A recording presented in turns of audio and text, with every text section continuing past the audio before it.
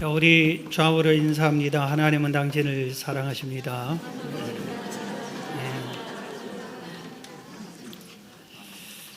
드디어 이번 주 토요일 날 우리 노원 청소년 정학금 및 생명센터를 위한 사랑의 113 바자회가 열리게 됩니다. 여러분이 열심히 기도하고 협력해 주셔서 준비가 아주 잘 되고 있습니다. 물건들도 아주 많이 기증이 됐어요. 좋은 고급 의류가 1,500벌 이상 신상으로 새로운 옷으로 기증을 받았습니다. 진열을 하면은 아주 멋있을 것 같고 잘 팔릴 것 같습니다. 우리가 이 바자회를 성공하려면은 두 가지를 잘해야 됩니다. 하나는 주인 노릇을 잘해야 돼요. 주인 노릇은 우리가 가게를 열었으면 어떠해야 돼요? 주인이 잘 정리하고 청소하고 준비를 완벽하게 해가지고 손님 오기를 기다려야 되잖아요. 그러니까 주인 노릇 잘하라는 것은 손님이 와야 돼요. 그래서 우리가 113, 그 3이 3명 이상을 초청해 오는 것, 이것이 성공 실패를 아주 크게 좌우합니다. 그래서 반드시 우리는 준비만 하지 말고 주인인데 초청을 많이 해야 됩니다. 그래서 우리 목표인 3,000명이 올 수 있게끔. 자, 그 다음에 손님 노릇을 잘해야 돼. 우리는 이 바자회 가지고 이렇게 주인만으로서 하는 게 아니라 우리가 또 손님이 되어 줘야 되는 겁니다. 본래 교회 바자회는 그렇게 하는 겁니다. 그래서 토요일 날 낮 10시부터 오후 6시까지 하는데 낮 식사, 이른 저녁 식사, 그리고 주일 낮 식사, 이 세 끼는 전부 다 바자회에서 사서 드시고, 또 이렇게 좋은 의류를 초청한 손님들이 먼저 사게 하고, 그 다음에 나도 가서 이렇게 골라서 사서 이렇게 입을 수도 있고 또 선물할 수도 있고 그렇게 해 주어야만 되는 것입니다. 우리 홍보를 아주 열심히, 이번에 이런 것은 뭐 처음 하는 일이니까 이 신문에 이렇게, 여러분 들어올 때 신문 하나 놔줬는데, 신문에 여기 우리 교회 건축과 바자회에 대한 홍보가, 이렇게 광고가 크게 나왔습니다. 이걸 보고 전해 주시고, 그 다음에 이제 보지 말아요. 설교드려. 그리고 이 신문 안의 내용에는 기자가 저를 인터뷰했습니다. 삼위교회가 어떤 교회나 해가지고 많은 내용이 인터뷰가 되어 있어요. 그걸 여러분들이 다 한 번씩 읽어보고, 우리 교회가 이런 교회구나 하는 것을 정리도 하고, 이 신문을 그냥 던져버리지 말고 다른 사람도 보여주고 그렇게 하시기 바랍니다. 전단지는 지금 놓은 게 많이 뿌려져 있습니다. 신문을 통해서도 보도졌고, 또 우리 가까운 아파트는 단지에 이렇게 홍보물에 또 우리가 다 부착을 할 것이고, 또 제일 중요한 건 여러분들이 여러 사람을 개별적으로, 그게 제일 중요합니다. 노원구청에서는 장학생을 10명을 초청해서 명단을 주었습니다. 그 장학생을 노원구청에서 10명, 또 우리 교회에서도 한 10명, 한 20명분을 장학금을 우리가 나눠 줘야 할, 그렇게 약속을 또 지키려고 합니다. 오늘 저는 한 2주 전에 철야 때 2번이나 미리 광고 예고를 한 것처럼 생명센터 건축을 위한 설교, 생명센터 건축을 하라, 이런 제목으로 말씀을 전하려고 합니다.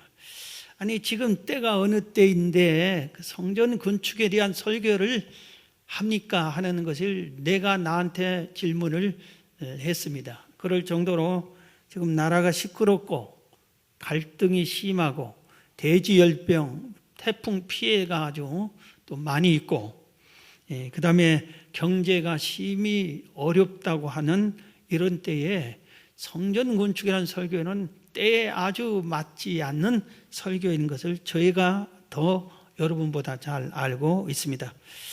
그러나 저는 부담스럽지가 않습니다. 왜냐하면은 설교라고 하는 것은 목사가 자기가 하고 싶은 설교를 하는 게 설교가 아니라 하나님께서 하라는 설교를 하는 게 설교입니다. 그런데 이 말씀을 설교하라는 하나님의 뜻이 있었기 때문에 제가 거역할 수 없어서 이렇게 미리 예고를 하고 또 듣기 싫으면 오지 말라고까지 할 정도로 얘기를 그렇게 해도 말한 적이 있는데 하고 말씀을 전한 겁니다. 성전 건축은 기도로 하는 겁니다. 오늘 제가 아주 우리 교회 역사물 중에 귀중히 여긴 것 중에 하나가 이 기도 일지입니다. 이것은 이 책자가 일지가 두 권이 있는데 1993년 4월 27일 날 시작해서 1000번을 우리가 하나님께 기도를 하는 겁니다. 그러니까 93년도예요. 그래서 여전도회 주관으로 해서 여전도 회원들이 중심으로 해서 기도 운동을 1000번을 했습니다. 그래서 인도도 나도 하지만 여전도회 회장들이 이렇게 하기로 했어요. 그래서 1번을 보니까 1993년 4월 27일 주관은 마리아 여전대 인도자 김종순 권사, 기도회 임현숙 집사하고 42명이 기도했던 42명 명단이 기록이 됐어요. 두 번째 날은 김순환 권사가 인도를 했고 창세기 1장 9절부터 31절까지 읽고 여기도 40여 명. 네 번째는 제가 인도를 했고 시편 37편을 읽고 이렇게 계속해서 이걸 했어요. 이 기도를 1000일 그러니까 3년간을 마치고 나니까 96년도잖아요. 마치고 나니까 얼마 안 와서 그 다음에 IMF가 터졌습니다. 그런데 우리가 이렇게 1000번 기도하고 그 후에 성전에서 100일 철야 기도 이것을 또 기도 특공대들 중심으로 또 이렇게 우리가 했습니다. 이렇게 하고 나는데 IMF 때는 아무것도 못하죠. 지금보다 훨씬 더 어려웠잖아요. 그런데 본당 땅을 사고 건축이 IMF 도중에 이렇게 됐습니다. 그래서 2000년도에 완공이 돼가지고 2000년 3월에 우리끼리 첫 입주 예배를 드렸습니다. 아주 깨끗하게 한 주 동안 청소가 덜 된 상태에서 그리고 그 다음에는 이제 공식적으로 입당 예배로 여러 주변 노예나 모든 주변에 초청을 해가지고 입당 예배를 드리고 준비해서 3개월 후에 6월 달에 이 예배당을 완공했으니까 총력 전도를 해서 주민 5,000명 초청 총동원 주의를 했습니다. 그런데 아주 성공적으로 1부부터 7부까지 예배당이 꽉꽉 차고 넘치게 돼서 이렇게 5,000명 정도가 우리 교회에 와서 예배를 드리고 아주 많은 분들이 1등 하신 분이 86명이나 초청을 했어요. 그렇게 아주 놀라운 성과를 거두었습니다. 그리고 나서 우리들이 나중에 하나님의 은혜로 기도하면서 이제 우리 이 땅만 우리 땅이냐. 그리고 우리 입구에 조그마한 땅이 남의 거고 여기 세 필지가 다 남의 땅이었잖아요. 근데 또 죽어라 기도하는데 하나님께서 교육관 땅을 사게 했어요. 그래서 이거 특별하게 이 땅은 부동산까지 딱 정해주고 그 부동산하고 계약하라고. 그래서 땅 주인이 그분하고 계약을 해야 팔려고 하는 그 마음이 있었는 거예요. 그래서 그대로 이 부근에 부동산이 수십 개 되는데 그 하나님이 알려준 부동산에 딱 가서 얘기하니까 주인이 그럼 팔겠다고. 그래서 이걸 샀어요. 우리 생각에는 저 도로가의 땅을 사면 이거는 맹지가 되니까 우리가 아무 때나 사겠지 하는데 하나님의 생각은 달라요. 저걸 샀으면 이걸 아주 땅값을 비싸게 팔 수밖에 안 하면 우리는 아쉬워서 빨리 사야 되고 그리고 저기 하면 저기다 하는 건축도 못해요. 이 땅이 해결돼야만 건축을 하게 되죠. 법적으로. 그런 상황에 하나님의 뜻, 은혜로 사고 이렇게 했습니다. 그 다음에 세월에서 우리 이걸 여러분들 다 나눠줬죠. 희망천사 기도회 1915년, 지금부터 우리가 그러니까 4년 전에 9월 7일에 시작해서 작년에 끝나는 걸로 이걸 다 나눠주고 기도를 또 우리가 했죠. 근데 여기는 20몇 가지 우리 기도 제목을 한 페이지씩 장식을 했어요. 그 중에 20페이지에 보면 생명센터 대지 매입을 위한 기도. 바로 이 가나안 땅을 대지를 사야 우리가 예배당 생명센터를 세울 수 있다. 하고 그걸 기도했는데 그 기도 제목 5가지 중에 하나가 생명센터 건축을 위한 주변 땅을 지켜주시며 대지를 매입하고 건축할 수 있도록 필요한 물질과 환경의 축복을 주옵소서 하고 1번이 이렇게 기도했어요. 이렇게 했는데 이것을 기도하는 동안에 정말 이 신라 부동산이라고 바로 옆에 있습니다. 가서 물어보세요. 이 땅을 다른 사람이 살려고, 다른 사람에게 또 땅 주인이 팔려고 7, 8번 정도가 계약이 성사 직전이었습니다. 그럼 직전에 신라 부동산에서 연락이 옵니다. 교회가 이분이 자기 아내가 예수 믿는 분이에요. 그래서 자기도 교회를 가끔씩 다니는 분인데 교회가 사야 된다, 이 땅을. 삼일교회가. 그래서 우리에게 정보를 미리 주는. 지금 또 어느 분이 사겠다고 와서 지금 땅을 구경하러 갔습니다. 와서 이렇게 보면은 진짜 와서 딱 조사하고 가고. 그러면 또 죽어라, 하나님 해지되게 해주세요. 계약 안 되게 해주세요. 또 막 기도하고 이런 식으로 했는데 결국은 이 기도가 진행 동안에 이 땅을 우리가 매입을 했습니다. 그리고 나서 저는 사실 개인적으로 앞으로 한 10여 년 후에나 15년 후에나 건축했으면 좋겠다. 이 땅 여유 있게 빚이나 푹 갚고 그랬으면 좋겠다. 이런 생각을 가지고 이제 내 할 일 다 했다. 이런 생각을 가졌습니다. 그런데 하나님의 뜻은 그게 아니었어요. 우리 한 분이 저한테 이렇게 직언을 했습니다. 목사님이 우리 교회를 담임하고 있는 동안에 이 생명센터 건축을 해야지 아니면은 세워지지 않습니다. 10년, 20년에도 안 될 것 같습니다.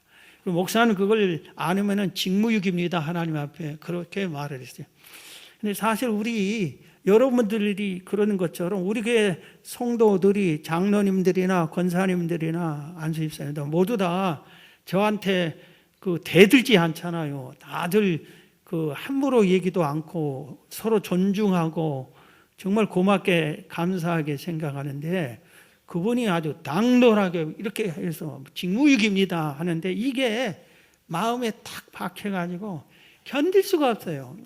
그래서 너 얘기해라, 나는 듣는다, 끝나려고 하는데 그게 사라지지 않아. 할 수 없이 기도를 제가 할 수밖에 없었어요. 기도를 하다가 안 되겠어. 제가 청계산 기도원에 가서 일주일을 기도했습니다.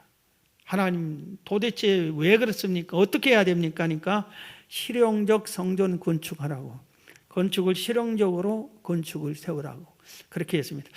이 실용적 건축이 무슨 의미냐면, 그래서 실용적 성전 건축에 대한 것을 보니까 마침 그때 언론이나 교계 잡지에 이런 것들 소개가 됐어요. 무슨 소개냐면은 예배당을 비싸게 세워놓고 사용은 20%만 사용하고 80%는 텅텅 비워놓은데 이건 낭비다. 예배당 활용해야 된다.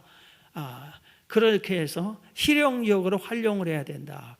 그래서 예배당에서 카페도 하고 그냥 평일에도 막 여러 가지 문화 행사도 하고 해야 된다 하는 것이 막 나왔어요. 그래서 그래서 우리 교회가 초역세권이니까 이 좋은 땅에다가 예배당만 건축할 게 아니라 주민들도 좋아하게, 그리고 몇 층을 상가로 임대를 주면은 되겠구나. 그리고 나머지 층으로 우리가 예배당을 활용하면 되겠구나. 이런 생각에서 실용적 성전 건축을 하나님의 뜻이라고 여러분들에게 선포를 하고 건축을 해야 할 것 같다고 했어요. 그래도 미뤘습니다. 그리고 추진을 진행하지 않았어요. 그러다 1년 후에 다시 또 괴로워서 금식 기도원에 가서 일주일간 금식 기도를 하는데 하나님이 또 나는 하기 싫습니다. 어떻게 해야 됩니까? 이런 식의 기도예요. 그래서 제발 하나님 응답하지 않으면 조용히 그냥 넘어가겠습니다. 분위기도 뭐 그냥 힘들어하는 것 같고 하니까 그렇게 원했는데 하나님께서 성도들이 힘써 건축하게 하라고, 그걸 그래서 할 수 없이 해야 되는구나 하고 여러분들에게 그 내용들을 자세히 실용적 성전 건축, 성도들이 힘써 건축하라, 이것을 전 재직들을 모아놓고 장로, 안수사, 권사 100 몇십 명을 모아놓고 그 얘기를 몇 번 하고 공동의회도 하고 성도들에게, 여러분들에게 알리고 이렇게 해서 지금까지 진행이 되어가고, 성전 대지 매입할 때 헌금을 시작을 해서 대지 매입 헌금을 하는 것을 이름을 바꾸어 건축헌금이라고 바꿔가지고 계속 하는데 지금까지 한 10억 정도가 어려운 중에 여러분들이 헌금해 주었습니다.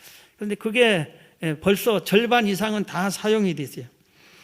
지금까지 한 게 뭐 이 땅을 사는데 그 뭐 1억 8천인가 세를 납부를 했어요. 그것이 제일 큰 것 같고, 설계사를 선정하고 가설계를 했고, 지질조사 끝났고, 현황 측량 끝났고, 경계 측량 끝났습니다. 그런데 앞으로 이제 굴토 심의, 철거 심의, 건축 심의, 건축물 에너지 효율 등급 심의, 뭐 여러 가지가 있어요. 그리고 또 건축 허가를 받아야 되고, 건축회사를 선정해야 되고, 감리사를 선정해야 되고, 그 다음에 이제 건축 허가를 가지고 은행에게 가서 융자를 달라고 그래요. 근데 요새 은행은 교회 건축한다면 절대 돈 빌려주지 않습니다. 교회 건축하고 망한 교회들이 많습니다. 그리고 내놔서 이단이 사고, 아주 교계 언론에도 그런 것을 여러 번 비난하는 기사들도 있습니다.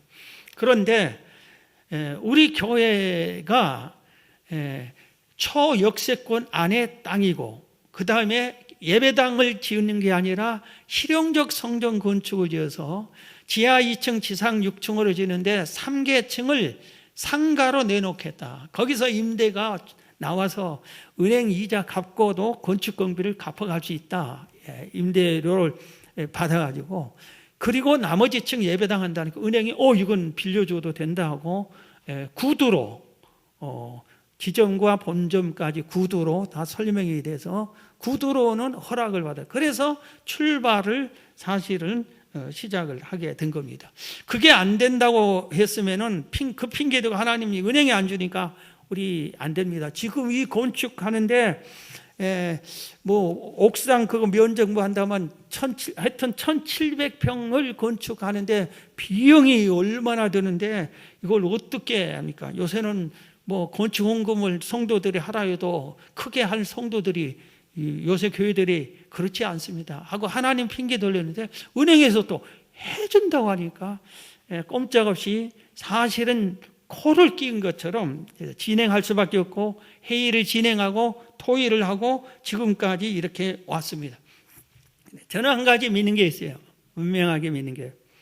뭘 믿냐면은 하나님께 제가 단 한 번도 목사 되겠습니다 하고 해본 적이 없고, 그 당시에는 저만 예수를 믿었지 우리 가족은 아무도 안 믿었기 때문에 가족이 너는 목사 되라고 해본 적도 없고, 주변에 있는 모든 사람들이 목사 되라고 한 적도 없고, 내 꿈은 육군사관학교 가는 거 있고, 육군사관학교 가는 거예요. 우리 형님이 넌 육군사관학교 가라. 그리고 넌 잘할 거다. 그렇게 해서 그런 꿈을 가지고 있었지 목사 될 생각이었어요. 고등학교 때 하나님 내가 뭘 해야 됩니까 할 때 하나님이 너 목사다 그랬어요. 그래서 아무 길도 없는데 하나님이 하라니까 알았습니다. 순종하니까 목사가 됐고, 또 나는 교회를 개척해도 목사 안수 받은 후에 하려고 했는데 하나님께서 신학생, 전다수도 아니고 신학생인 나에게 지금 개척하라고 해서 순종해서 삼각산에서 잠실 1년, 번동에서 5년 이렇게 6년을 잘 하고 있었어요. 거기서 번동에서 주일 낮에 100명쯤 모이고 잘하고 있었어요. 그런데 갑자기 하나님께 상계동으로 가라고 그랬어요. 상계동이 아주 그 당시에 어려운 동네에서 가기 싫었어요. 그런데 가겠다 하고 준비하고 있는데 서울시장이 상계 신시가지를 한 8개월 후쯤에 발표를 시작했어요. 그래서 이가 신시가지 되고 우리는 기도가 먼저 쌓여져 있기 때문에 하나님이 보여주신 건물로 우리가 올 수 있었고, 왔는데 하나님께서 YMF 시절 이전에 기도를 시키고, 기도하니까 땅을 사게 하고 예배당을 세우고 또 교육관 땅을 사게 하고 하나님이 알려준 방법대로 매입하고 나니까 건축하게 하고 이번에 땅을 또 이렇게 사게 하고, 그래서 지금 5년쯤 되니까 우리 교회는 5년마다 큰 일을 하나님이 시킨 것 같아요. 그런데 이렇게 건축을 하게 한 것 같아요. 그래서 환경이 어떻다, 때가 어떻다, 뭐가 어떻다, 그게 아니라 하나님이 하라고 한 건 하나님께 우리가 순종만 하면은 그렇게 되기 때문에 저는 분명히 잘 될 줄로 믿습니다. 그리고 지금까지도 잘 됐어요. 우리가 두 번째 공동회의 때 전체 회의에서 건축에 대한 것 투표를 했는데 딱 한 사람만 반대하고 몽땅 찬성했어요. 그래서 한 사람 반대한 분에게 제가 고맙게 생각을 해요. 100% 하였으면 공산당보다 더 하잖아요.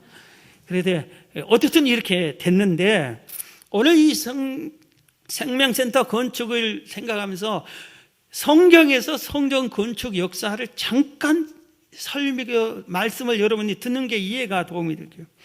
인류 최초의 성전은 이렇게 건물이 아니었어요.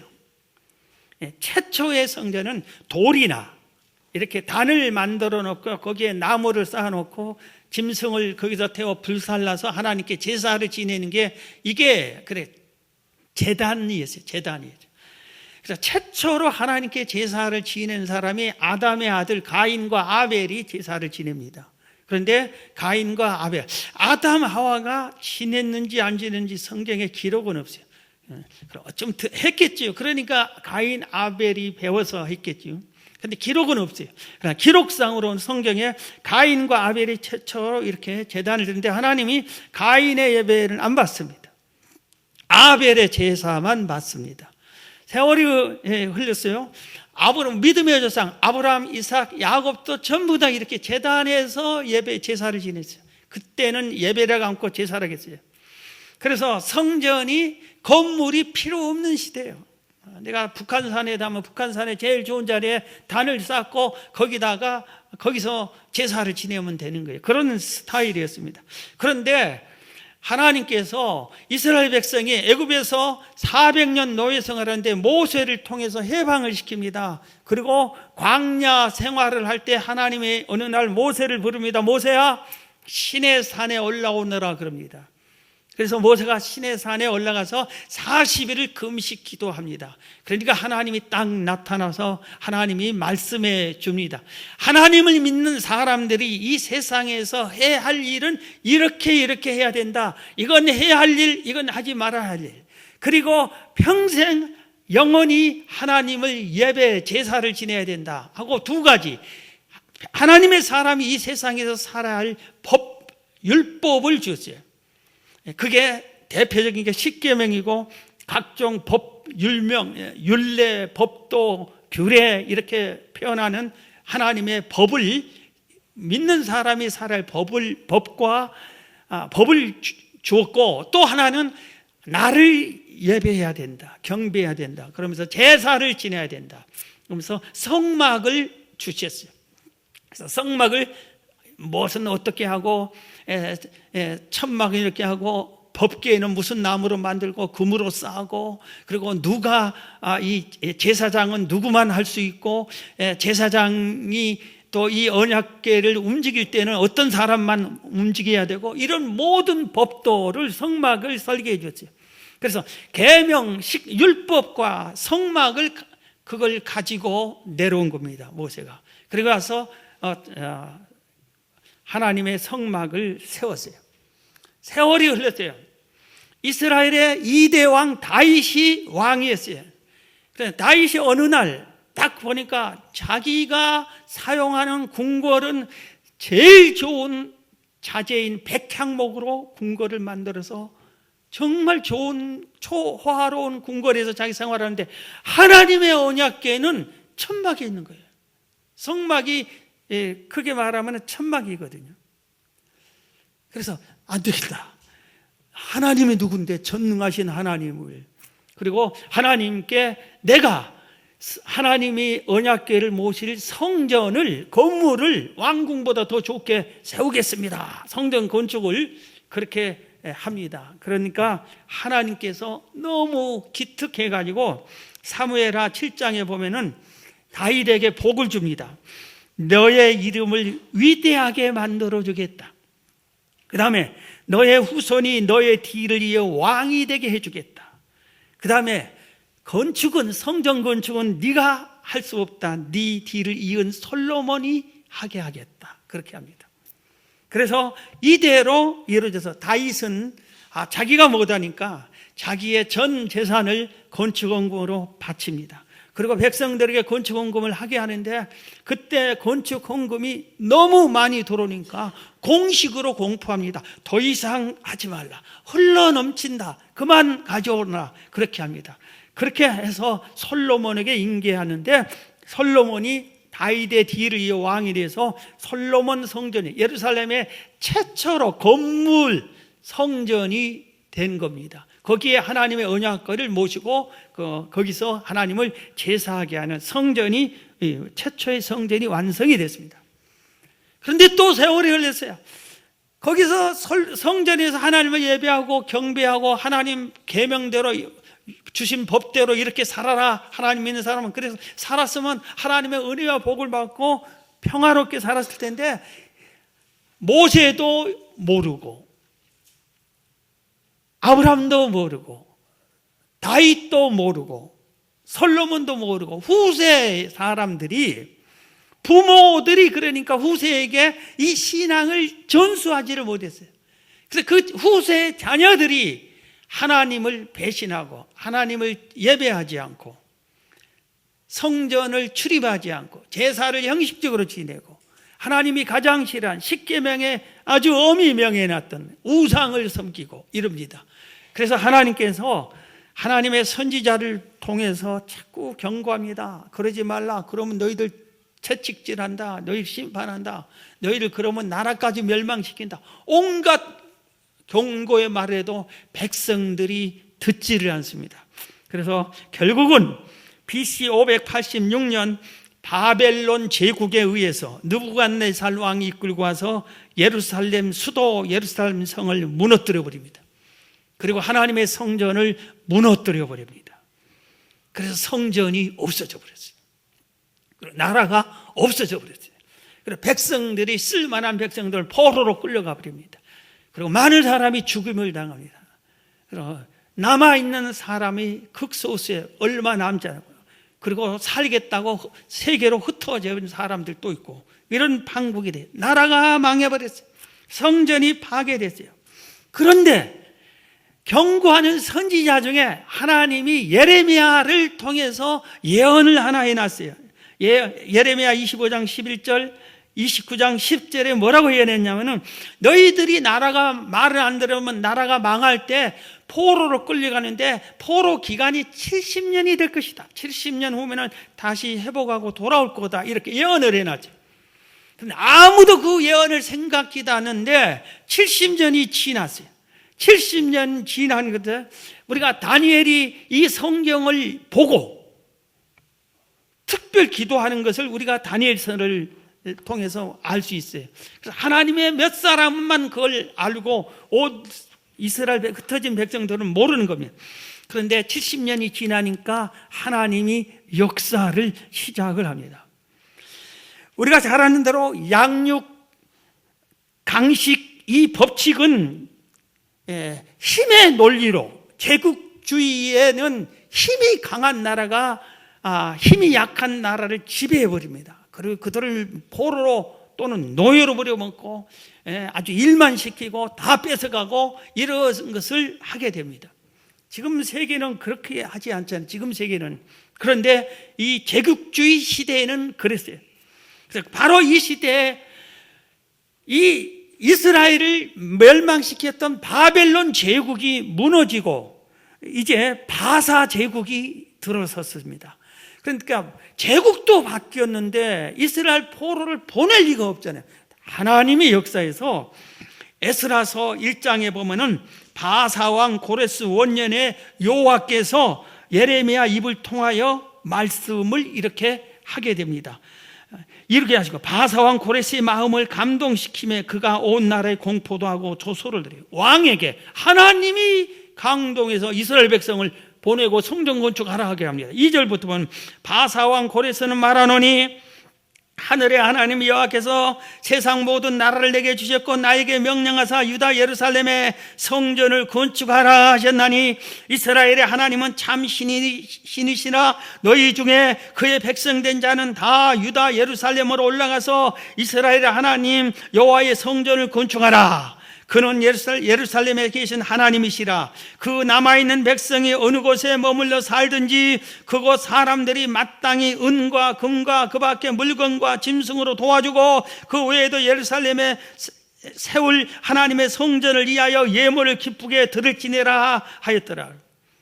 왕이 전혀 생각 밖의 이 고레스 왕이 하나님이 역사니까 그대로 받아들여서 포로인 이스라엘 백성들에게 너희들은 너네 나라에 가서 성전을 건축해라. 하나님이 명령하였다. 그리고 나머지 사람들에게 성전 건축할 헌금을 열심히 해라. 그렇게 해줍니다.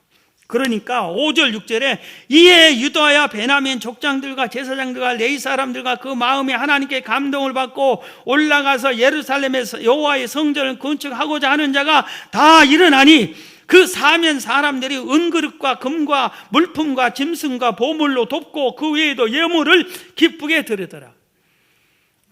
그래서 가서 조국에 돌아가서 성전을 건축해야 되겠다는 사람들이 나서고 또 많은 사람들이 건축 헌금을 해주세요. 요새는 돈으로 하지만 그때는 은과 금과 여러 가지 자재와 재물 이런 것들을 주었다 이겁니다. 그래서 이들이 건축 헌금 모아진 걸 가지고 고국에 돌아와서 이제 예루살렘 성에 도착해서 70년 동안 무너져 있는 성전을 건축할 사명을 부여잡고 와서 건축을 합니다. 얼마 조금 하는데 방해가 나타납니다. 하나님의 뜻에 의해서 순종해서 시작하는데도 방해가 나타납니다. 하나님의 일에는 언제나 방해가 있었어요. 성경에 봐도 바울이 복음을 전해도 언제나 방해가 있었어요. 방해가 있고 핍박이 있었어요. 베드로가 해도 그렇고 예수님도 방해받고 핍박받았어요. 모세가 하늘 때도 방해를 받고 핍박을 받았어요. 그래서 방해 있다고 해서 두려워할 필요 없어요.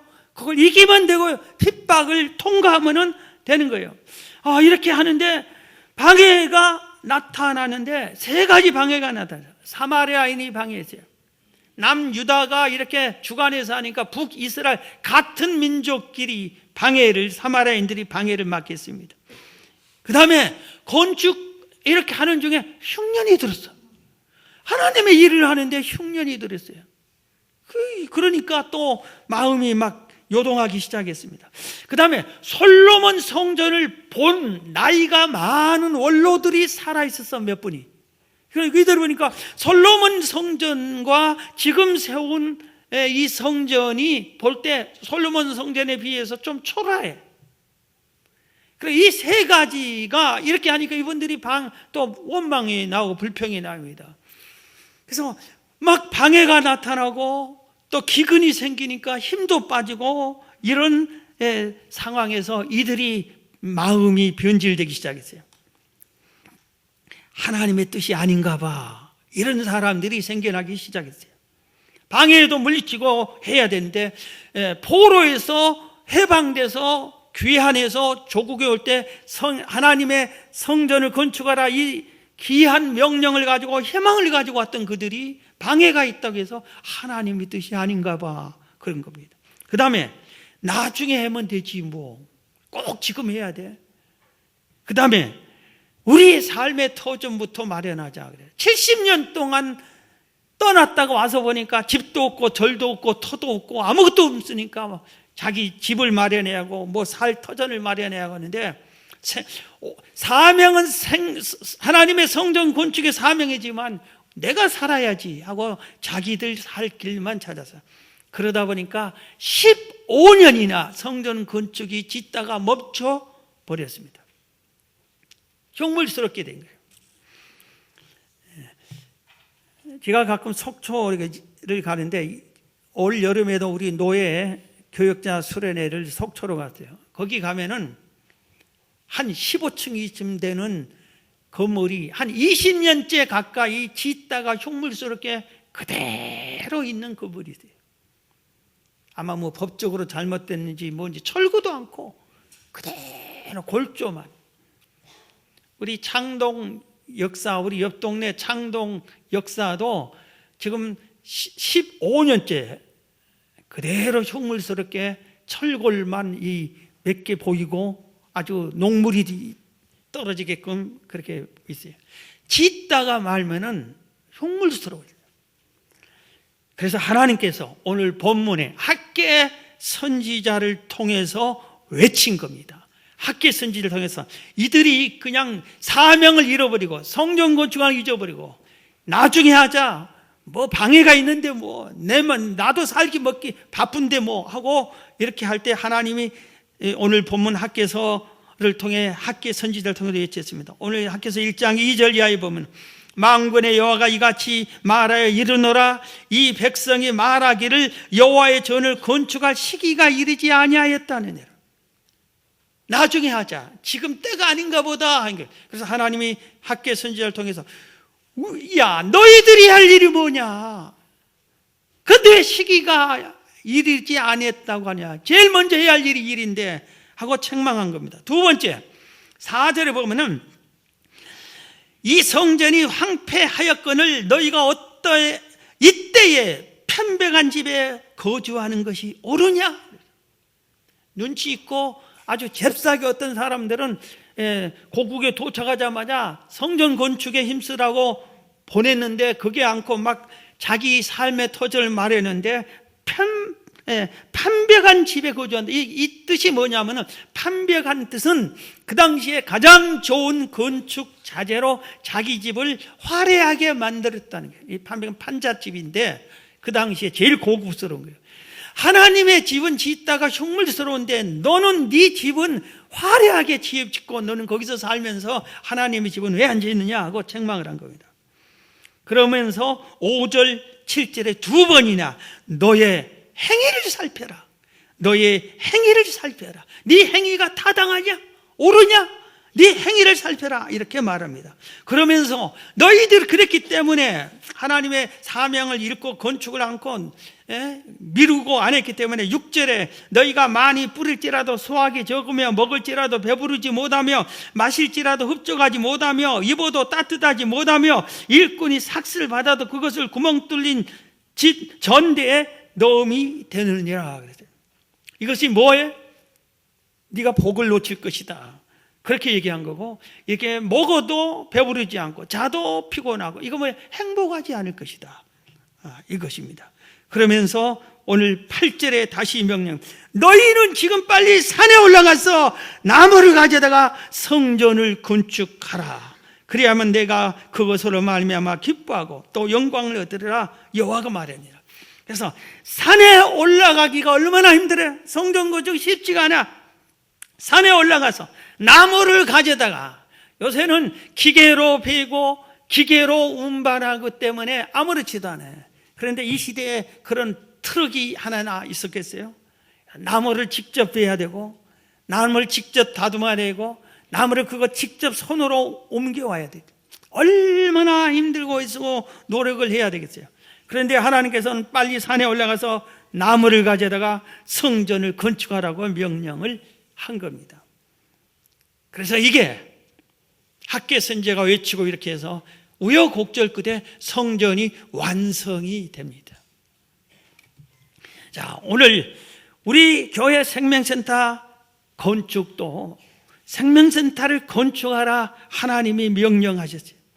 이것은 우리가 개척 초기부터 바라던 비전입니다. 그리고 사명입니다. 우리는 생명을 살리는 교회가 되어야 돼요. 그래서 우리가 처음부터 비전을 노원성시와 노원구의 생명을 살려야 되는 교회가 되어야 된다. 민족 복음화, 삼체일 금수강산 복음으로 통일하자. 민족 복음화를 우리가 중동아시아 선교, 이건 전부 다 생명을 살리는 일이에요. 그 다음에 이걸 우리가 생명신당 건축이 제가 앞에 말한 것처럼 우리가 뭘 건축은 우리를 위해서 하는 게 아니라 하나님의 영광을 위해서, 하나님의 뜻이기 때문에 한 겁니다. 아무리 생각해도 하나님이 이렇게 하려고 여기에 있는 이 역세권의 땅을 서로 살려고 할 텐데 우리가 차근차근 이렇게 4번에 걸쳐서 이 땅을 다 붙어있는 땅을 사게 한 것만 봐도 하나님이 이걸 뜻이 아니라면 다른 사람이 사버리게, 다른 걸 건축해버리겠죠. 그런데 하나님의 뜻이 확실합니다. 자, 그 다음에 가장 소중한 게 있어요. 생명센터 건축하기 이전에 해야 할 일이 있어요.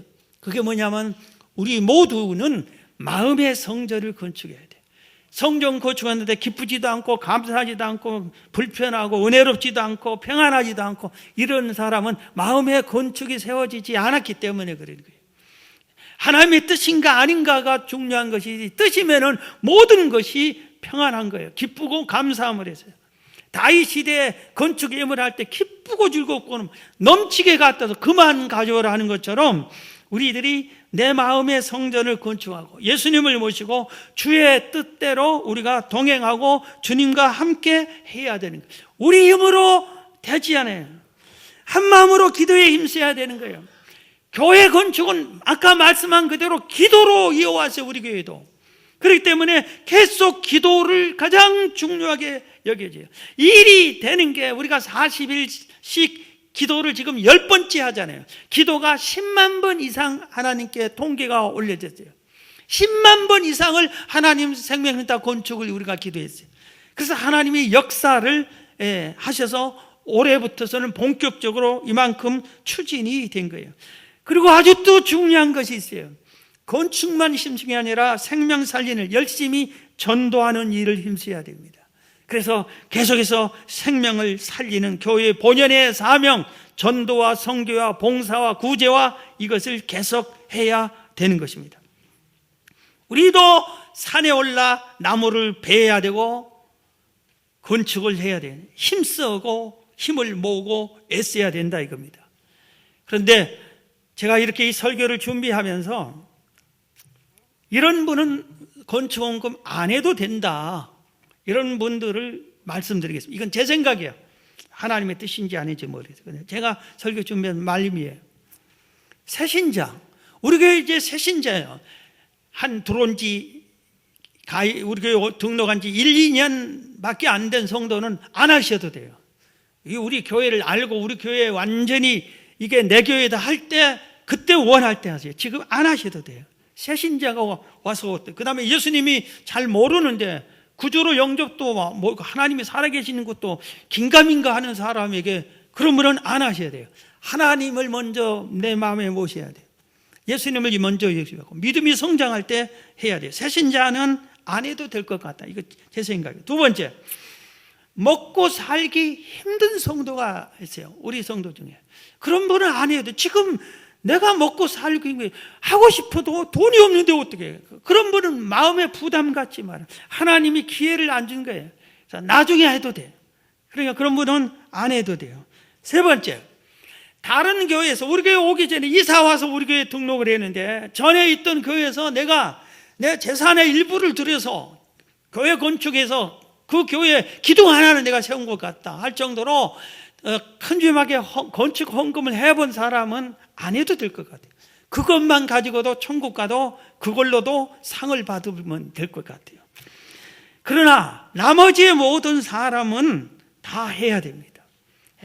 그리고 제가 전에 이 건축 처음에 얘기하면서 약정, 작정 절대로 하지 않겠다 했는데 절대로 작정하지 않습니다. 여러분이 기도해요. 그리고 여러분이 성령께서 하라는 대로 하면 됩니다. 그래서 우리 교회 아무래도 지금 저 뒤에 편에 보면은 건축헌금 통장 카드 이거를 쭉 해놨는데 지금 250명의 명단이요. 250 가정이 하고 있는데 하고 끝나신 분들에게 다시 말씀드립니다. 한 번 더 하십시오. 그리고 제가 볼 때 이렇게 볼 때 이분은 그만해도 될 만한 성도는 개인적으로 얘기해요. 당신은 그만해도 될 것 같습니다. 제가 개인적으로 얘기하지 않으면은 한 번 다 더 하시는 게 나을 것 같고, 매월 우리가 마지막 주는 이렇게 건축원금을 드리는 주일로 생각하고, 여러분들이 전에 몇 년 전에 비전원금을 드려서 부채 갚자고 하는 것처럼 그렇게 했으면 좋겠는데, 제가 개인적인 판단에 현재 우리의 삶에서 검소하게, 조금만 검소하게 살면 얼마든지 들을 수 있겠다 생각이 들어요. 수년 전에는 우리 성도들이 저와 같이 식사를 해도 전부 다 믹스커피 마시더라고. 저도 그랬고.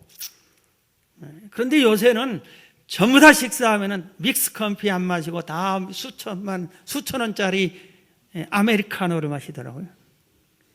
그래서 아메리카노를 건축할 동안 마시지 않고 이 커피값만 전략해서 드려도, 그리고 커피 마시고 싶으면 믹스커피를 마셔도 얼마든지 되겠다. 그게 한 잔에 5,000원이라고 하면 한 달이면 15만 원이에요. 하루에 한 컵 마신다 할 때. 우리가 조금만 검수해도, 외식을 해도 우리들이 집밥만 어떻게 먹고요. 아무리 집밥이어도 외식을 해야 되잖아요. 이렇게 할 때 건축할 동안에는 내가 외식을 해도 그냥 분위기만 외식하고 밖에서 먹고 몇천 원짜리로 먹고 그냥 고기를 썰고 또 뭘 하고 이거 뭐 먹고 오고 양 포크 나이프 들고 그런 건 좀 건축할 동안은 자제를 하고, 이 돈이면은 건축원금 들어도 되겠다. 이런 자세로 조금만 검소하게 살아도 드릴 수 있을 것 같습니다. 자, 말씀을 마치겠습니다. 너희는 산에 올라가서 나무를 가져다가 성전을 건축해라. 너희는 자기의 행위를 살필지니라. 이 말씀을 듣고 여러분들이 기쁨과 감사함으로 여러분들이 동참하는 여러분 되길 주의 이름으로 축원합니다.